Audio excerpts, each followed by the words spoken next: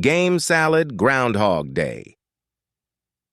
Every year on February 2nd, cities all over North America look to their local marmota monax, or groundhog, to predict the coming of spring.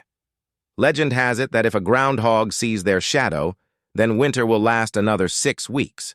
If there is no shadow, then spring will come early that year. One of the most famous groundhogs is Punxsutawney Phil, made even more famous by the movie Groundhog Day. But Phil is far from the only weather prognosticating groundhog, with several cities around North America proclaiming the coming of spring with their very own groundhogs.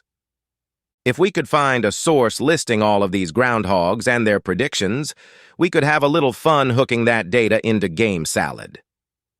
Luckily, software developer and Groundhog Day expert Paul Craig has helped us out tremendously by creating GroundhogDay.com, and more specifically an API that will provide us with the groundhog prediction data we need.